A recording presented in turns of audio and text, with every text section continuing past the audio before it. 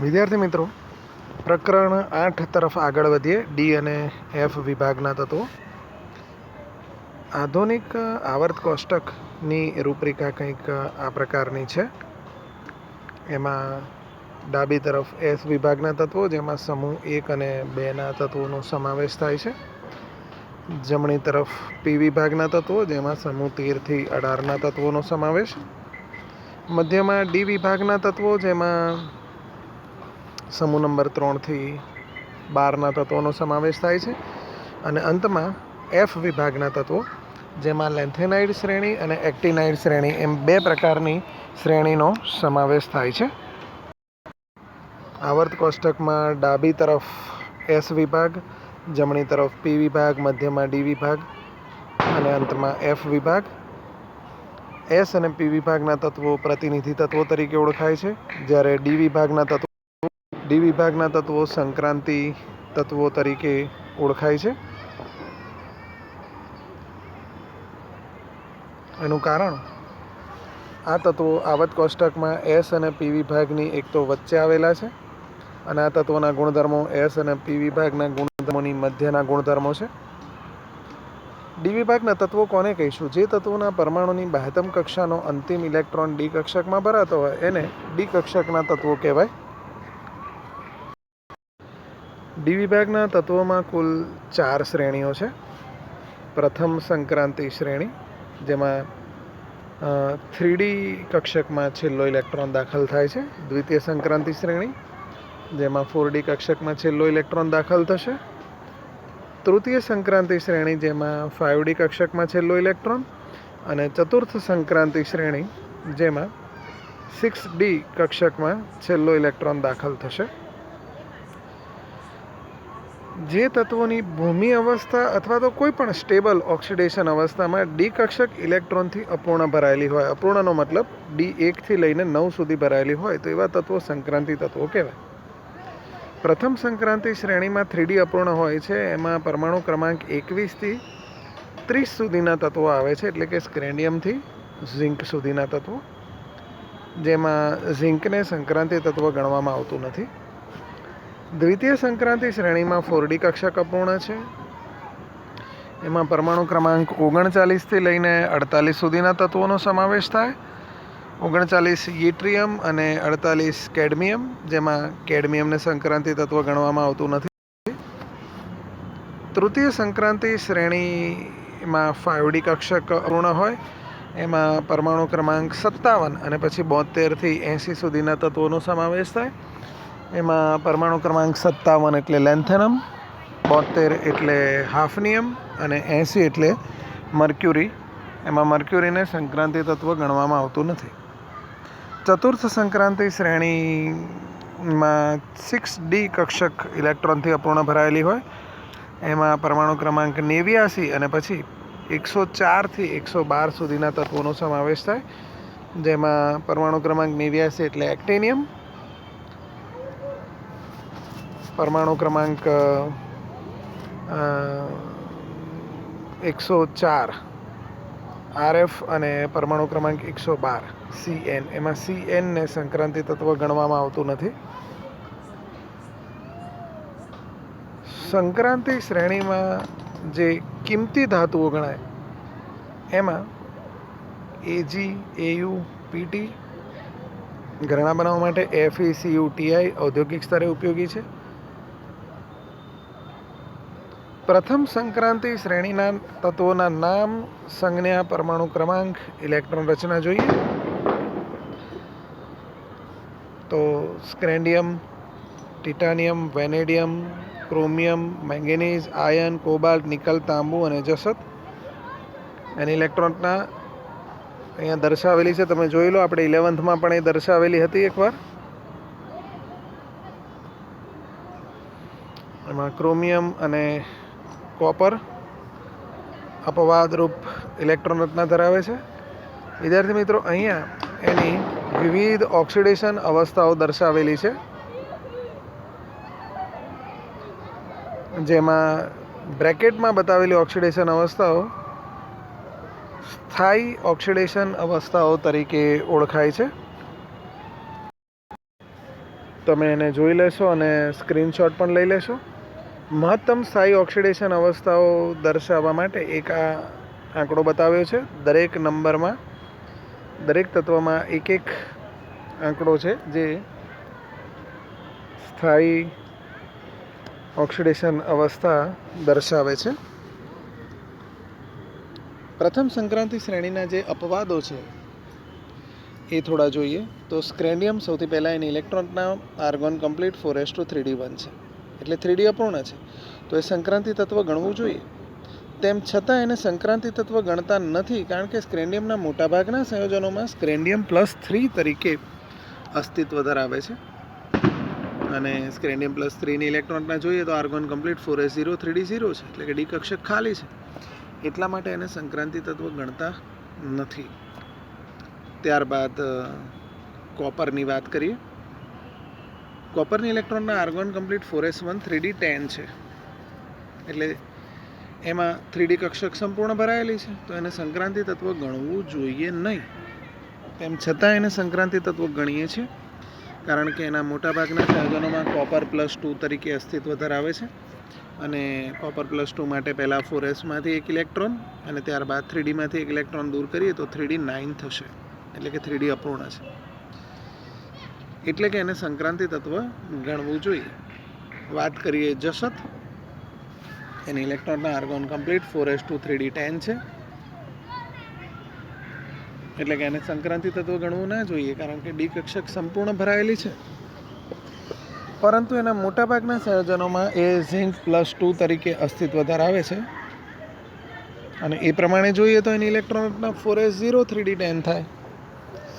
તો પણ ડી કક્ષક તો સંપૂર્ણ ભરાયેલી જ છે, એટલા માટે એને સંક્રાંતિ તત્વ ગણતા નથી. ક્રોમિયમની વાત કરીએ તો એની ઇલેક્ટ્રોન રચના અપવાદરૂપ છે એવું આપણે હમણાં અગાઉ જોયું હતું. એકચ્યુઅલી એની ઇલેક્ટ્રોનના 4s2 3d4 હોવી જોઈએ, પણ એની 1 3d5 છે. એનું રીઝન શું છે? તો ડી કક્ષકમાં ઇલેક્ટ્રોન ના હોય, અથવા તો ડી અર્ધપૂર્ણ ભરાયેલી હોય, અથવા તો ડી સંપૂર્ણ ભરાયેલી હોય, તો એ સ્ટેબિલિટી પ્રાપ્ત કરવાનું વલણ ધરાવે છે. હવે ક્રોમિયમની ઇનિશિયલી ઇલેક્ટ્રોનના 4s2 3d4 હોય છે, એટલે એનો પૂરો પ્રયત્ન હોય છે કે એક ઇલેક્ટ્રોન મેળવીને સ્ટેબલ એટલે કે D5 અવસ્થા પ્રાપ્ત કરે. એટલા માટે એ 4sમાંથી એક ઇલેક્ટ્રોન મેળવી અને 3d5 બને છે. એકવાર 3d5 બન્યા પછી એ સ્ટેબિલિટી પ્રાપ્ત કરે છે.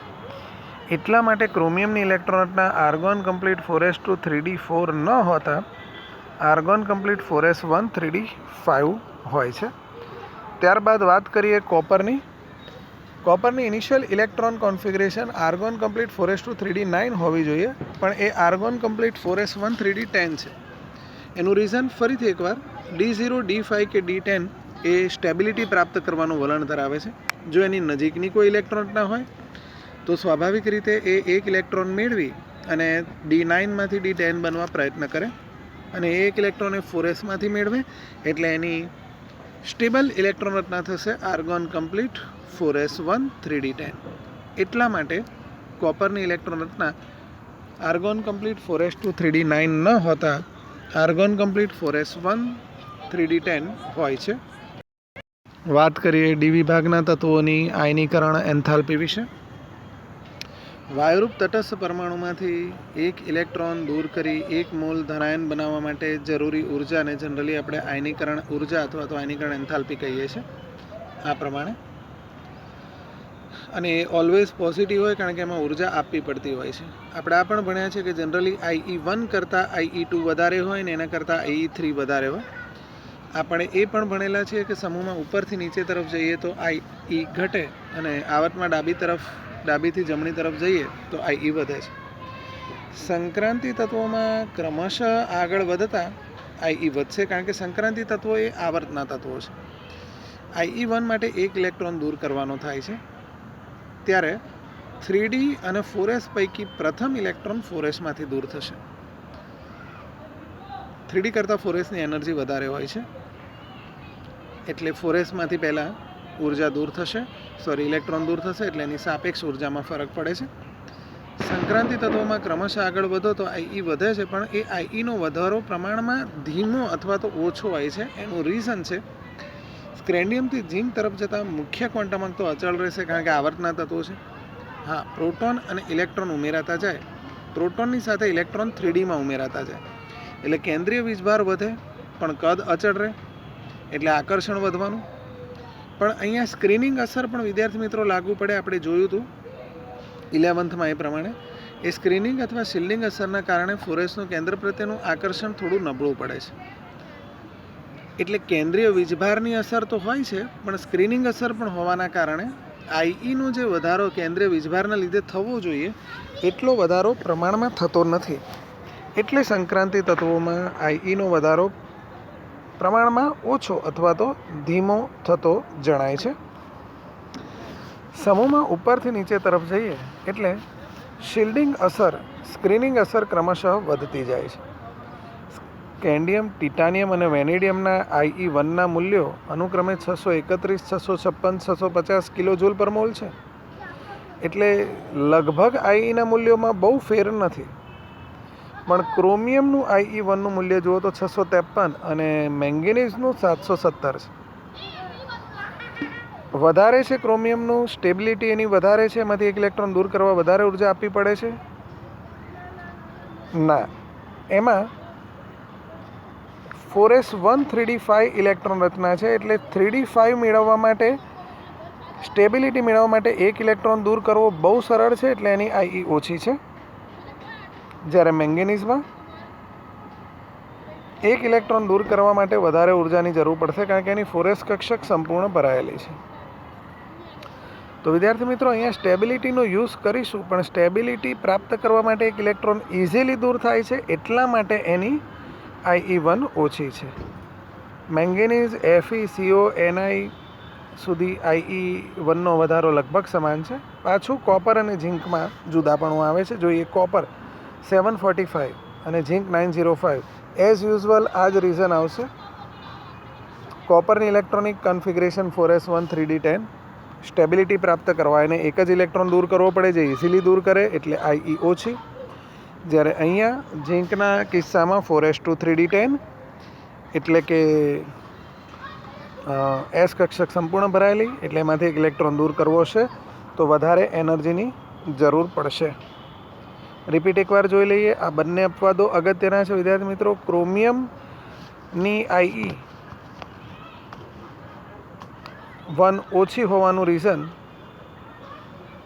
એની ઇલેક્ટ્રોનિક કોન્ફિગરેશન 4s1 3d5 છે, એટલે એમાંથી એક ઇલેક્ટ્રોન દૂર કરવો ઇઝી છે, એટલા માટે એની આઈઈ1 ઓછી છે. જ્યારે મેંગેનીઝના કિસ્સામાં 4s2 3d5, એટલે એસ કક્ષક કમ્પ્લીટલી ફિલ્ડ, તો એમાંથી એક ઇલેક્ટ્રોન દૂર કરવો મુશ્કેલ છે, એટલે એની આઈઈ વધારે છે. એ જ રીતનું રીઝન કોપર અને ઝિંકમાં પણ લાગુ પડે છે. જોઈ લઈએ. તો વિદ્યાર્થી મિત્રો, અહીં ડી વિભાગના તત્વોની આયનીકરણ એન્થાલ્પી વિશેની થોડીક માહિતી જોઈ છે. હવે જોઈએ થોડું આગળ. ઝિંક, કેડમિયમ અને મર્ક્યુરી, આ ત્રણેય અનુક્રમે પ્રથમ, દ્વિતીય અને તૃતીય સંક્રાંતિ શ્રેણીના તત્વો છે, અને એમાં એસ અને ડી પૂર્ણ ભરાયેલી હોવાથી એના આઈઈ1ના મૂલ્યો પ્રમાણમાં વધારે હશે. આઈઈ2ના મૂલ્યોની ચર્ચા કરીએ તો ક્રોમિયમની આઈઈ1 ઓછી છે, તો તમને ખ્યાલ છે, કારણ કે 4s1 3d5 છે, એટલે એક ઇલેક્ટ્રોન ઇઝીલી દૂર થાય તો સ્ટેબિલિટી આવે. પણ હવે 4s0 3d5 થઈ ચૂક્યું છે, એટલે કે ક્રોમિયમ +1, તો અહીંયા સ્ટેબિલિટી આવી ગઈ છે, એટલે હવે આમાંથી એક ઇલેક્ટ્રોન દૂર કરવો વધારે મુશ્કેલ છે, એટલે ક્રોમિયમ માટે આઈઈ2ના મૂલ્ય વધારે હશે. કોપરને પણ એ જ ક્રમ થશે. કોપરની અહીંયા 4s1 3d10 ઇલેક્ટ્રોન કોન્ફિગરેશન છે, એટલે એમાંથી એક ઇલેક્ટ્રોન દૂર કરીએ તો ઇઝીલી દૂર થઈ શકે એવો છે સ્ટેબિલિટી પ્રાપ્ત કરવા માટે. એટલા માટે એની આઈઈ1 તો ઓછી જ, પણ એકવાર એક ઇલેક્ટ્રોન દૂર થઈ ગયા પછી 3d10 સ્ટેબિલિટી વધારે, એટલે હવે એક ઇલેક્ટ્રોન દૂર કરવો મુશ્કેલ, એટલે આઈઈ2 એની વધારે. ઝિંકમાં જોઈએ તો આઈઈ1 વધુ છે, કારણ કે 4s કમ્પ્લીટ છે. Ie2 એની ઓછી થશે કારણ કે 4s1 3d10 છે, તો એક ઇલેક્ટ્રોન દૂર કરે તો ઇઝીલી 3d10 આવી શકે એટલા માટે. પણ એની Ie3 વધારે આવશે વિદ્યાર્થી મિત્રો, કારણ કે અહીંયા d10 છે, તો એમાંથી એક ઇલેક્ટ્રોન દૂર કરવા માટે વધારે એનર્જી આપવી પડે. એટલા માટે d10 માંથી એક ઇલેક્ટ્રોન દૂર કરવા માટે Ie3 વધારે આપવી પડશે.